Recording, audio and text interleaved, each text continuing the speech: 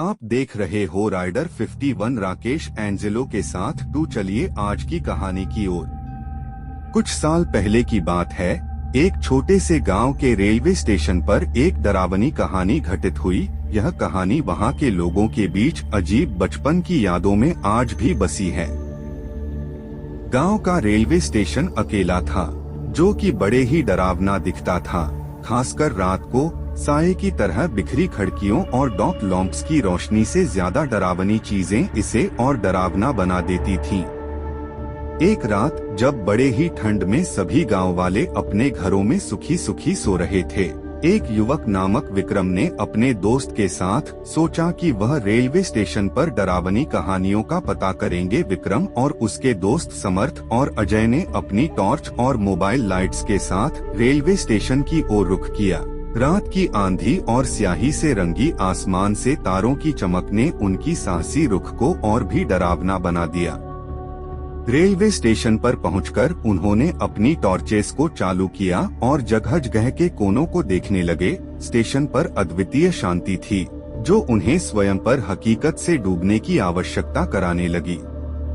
जब वे प्लेटफार्म की ओर बढ़ रहे थे, तो उन्होंने अचानक एक अद्भुत आवाज सुनी। वे दोनों थम गए और वो आवाज की ओर बढ़ने लगे। आवाज तो डरावनी थी, लेकिन वो सुनने लगे कि यह कोई पुरानी रेलवे आवाज हो रही थी। यह ऐसा लग रहा था कि कोई अद्वितीय स्वर रेलवे स्टेशन के पुराने युग की बात कर रहा हो। विक्रम ने मोबाइल लाइट से आवाज की ओर बढ़ते हुए देखा और वहाँ एक पुराना ट्रेन डिपो खड़ा था। यह ट्रेन किसी चालक के बिना खुद आवाज कर रही थी, जैसे कि किसी अद्वितीय शक्ति का खेल हो। उन्होंने ट्रेन के आसपास घूमने लगे और अचानक वे एक बूढ़ी महिला को देखे, जो कि सिर्फ एक कमरे की तरह दिख रही थी।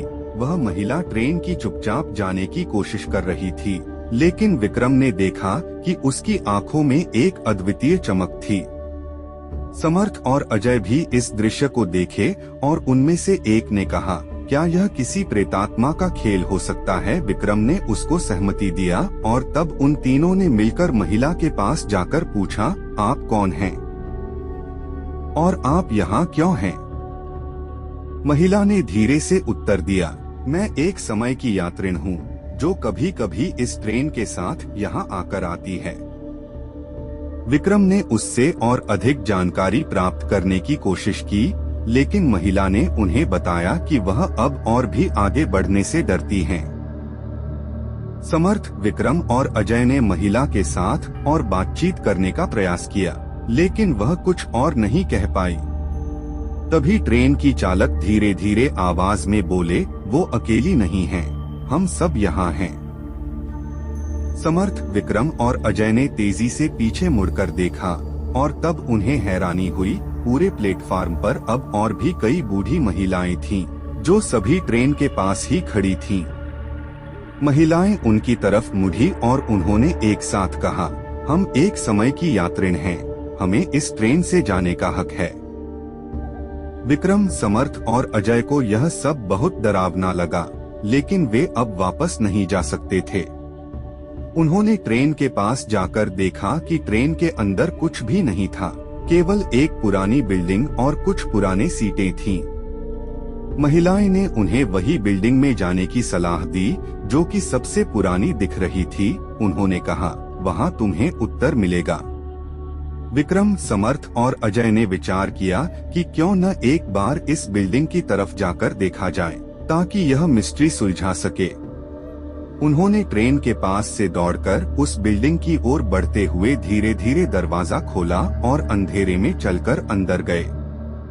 जब वे अंदर पहुंचे, तो वे एक अद्भुत दृश्य देखा।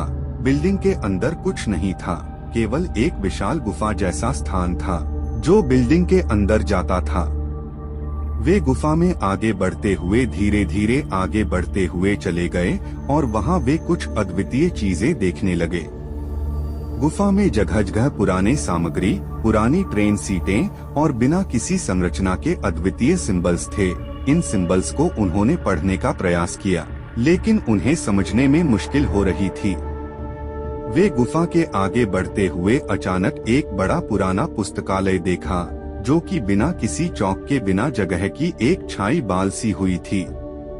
वे पुस्तकालय के अंदर जाकर देखा कि वहाँ पुरानी किताबें और हस्तलिखित जानकारियाँ थीं, जो कि गांव की इतिहास के बारे में थी। जब वे कुछ किताबें खोजते हुए थे, तब वे एक विशेष किताब पर ध्यान देने लगे, जिसमें रेलवे स्टेशन के बारे में कुछ खास लिखा था।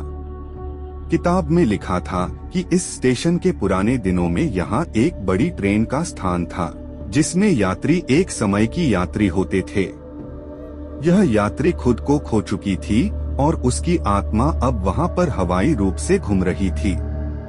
किताब आगे बताती थी कि उस समय की यात्रिनी की आत्मा स्टेशन पर ही ट्रेन के साथ यात्रा करती थी और जिस वक्त ट्रेन रुकती थी तो वह सभी पैसेंजर्स की आत्माओं को देख सकती थी, लेकिन किसी को भी दिखाई नहीं देती थी। विक्रम, समर्थ और अजय को यह सब सुनकर डर के मारे उनकी हांकली आवाज निकली, लेकिन वे अब गुफा में फंसे थे और बाहर जाने का रास्ता नहीं मिल रहा था। उन्होंने यह सोचा कि यदि वे उस समय की यात्रिनी से मिल सकते हैं, तो शायद वह उन्हें इस स्थिति से बाहर निकाल सकती है। वे बड़ी मेहनत करके उस गुफा में और आगे बढ़ते हुए वही स्थान ढूंढने लगे जहां उस समय की यात्रिनी की आत्मा थी। वे कुछ ही देर बाद उस स्थान पर पहुंचे और वहां उन्होंने उस समय की यात्रिनी की आत्मा को देखा, जो कि एक सीधे बालों वाली महिला की आकृति में थी। विक्रम ने उसे पुराने समय की यात्रिनी के रूप में पहचान लिया और उसकी मदद करने का प्रयास किया। वह महिला बताई कि वह और उसकी यात्रिनी यहाँ फंस गई थीं क्योंकि उन्हें वापस नहीं जाने दिया गया था। उनकी यात्रा के बारे में और जानकारी प्राप्त करने के बाद विक्रम, समर्थ और अजय ने महिला को बिल्डिंग से निकालने का प्रयास किया।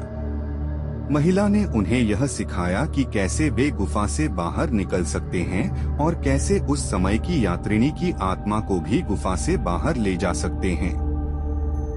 वे मिलकर महिला के साथ काम करने लगे और धीरे धीरे गुफा से बाहर निकले। जब वे बिल्डिंग के बाहर आए, तब वे देखे कि रेलवे स्टेशन पर रात का अचानक अंधकार चढ़ गया है और वे वही प्लेटफार्म पर थे जहां से वे गुफा में प्रवेश किए थे। महिला ने उन्हें धन्य कहा और उसकी आत्मा ने उनके साथ यात्रा करने का प्रयास किया। विक्रम, समर्थ और अजय ने उसकी आत्मा को बिल्डिंग के बाहर जाने की मदद की और फिर वे उसे रेलवे स्टेशन से बाहर ले आए। महिला की आत्मा ने उन्हें धन्य कहा और वो वही बिल्डिंग में लौट आए जहां वे पहली बार मिले थे। अचानक स्टेशन पर फिर से रोशनी आई और अचानक वे देखे कि पूरे स्टेशन पर अब कोई नहीं था, केवल वे तीनों अकेले थे। वे गुफा की ओर देखते हुए वही जगह देखते हैं जहां वे महिला से मिले थे, लेकिन अब वह जगह एक सामान्य बिल्डिंग थी जो कि बिना किसी रहस्य के आसपास के लोगों के साथ थी। विक्रम, समर्थ और अजय को यह सब कुछ समझ में नहीं आया, लेकिन वे जानते थे कि वे अब वापस अपने गांव लौट जाने के लिए तैयार थे। यह कहानी विक्रम, समर्थ और अजय की डरावनी रेलवे स्टेशन की यात्रा को दर्शाती है, जिसमें वे एक अद्वितीय मानवीय और अद्भुत अनुभव का सामना करते हैं। यह कहानी डर, स्पंदन और आश्चर्य से भरपूर है और यह सिद्ध करती है कि दुनिया में हमें अज्ञात के साथ कई रहस्यमयी घटनाएं और घटित होती हैं। अगर ये वीडियो अच्छी लगी तो हमारे YouTube चैनल को सब्सक्राइब करें और वीडियो को लाइक करें। मैं आप लोगों को अगली वीडियो पे मिलता हूँ। जब तक के लिए जय हिंद।